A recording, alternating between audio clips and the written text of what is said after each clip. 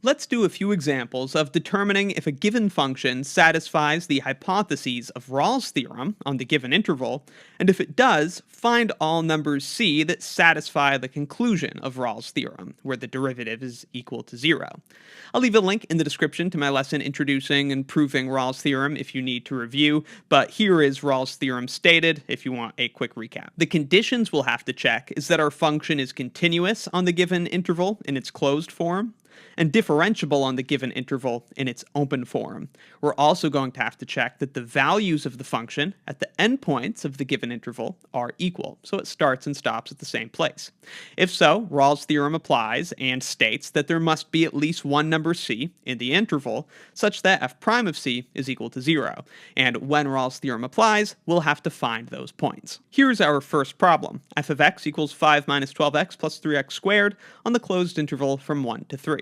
So we'll check the conditions of Rolle's theorem, continuity, differentiability, and equal endpoints, and if they're satisfied, we'll try to find those numbers c where the derivative equals 0. It's easy to see that this is a polynomial, so indeed it's continuous and differentiable everywhere, certainly on this interval. Then let's check the endpoints. If we plug the first endpoint, 1, into our function, we get 5 minus 12 plus 3, which is negative 4. If we plug the other endpoint, 3, into our function, we get 5 minus 36 plus 27, which is also negative 4. So we see the endpoints are equal, and Rolle's theorem applies. Now, we'll have to take the derivative of this function and set it equal to 0 to find those points in this interval where the derivative equals 0. The derivative of this function is just negative 12 plus 6x, that's applying the power rule, and setting this equal to 0 and replacing x with c, just to be consistent with the notation in Rolle's theorem. We can add 12 to both sides and divide by 6 and find that c equals 2, which notice is in the interval between 1 and 3. So at c equals 2, the derivative is equal to 0. The tangent line would be horizontal. Let's move on to the second problem. In this second problem, we're considering x to the 2/3 minus 1 on the closed interval from negative 8 to positive 8.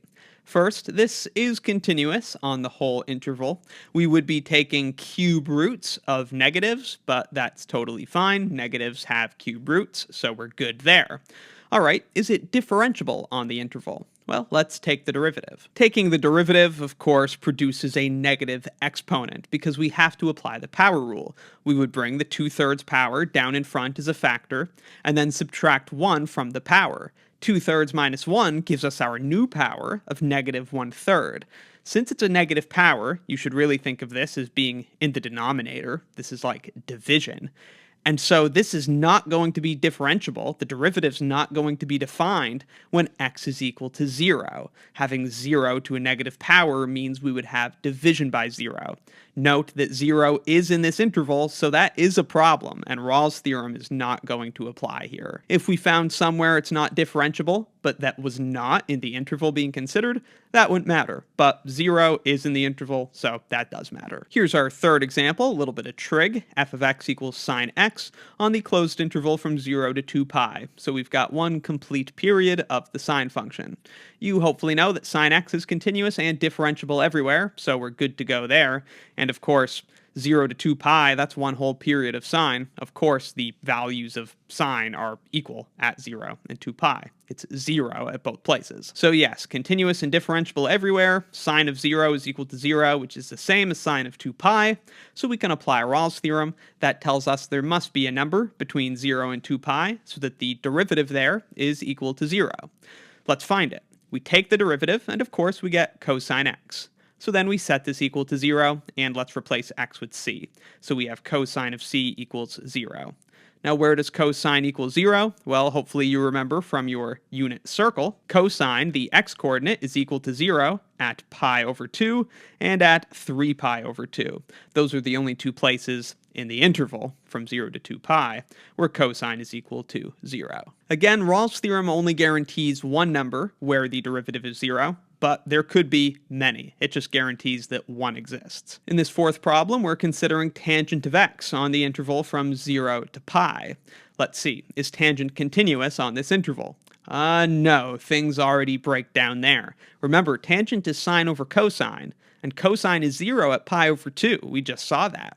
Pi over 2 is in this interval. So at pi over 2, tangent is not defined, hence it's certainly not continuous on this interval. Roll's theorem does not apply. And there that is written out. So that's how to verify the conditions of Roll's theorem and how to find the points satisfying the conclusion of Roll's theorem where applicable. Let me know in the comments if you have any questions, and be sure to check out my Calculus 1 course and Calculus 1 exercises playlists in the description for more. Thanks for watching.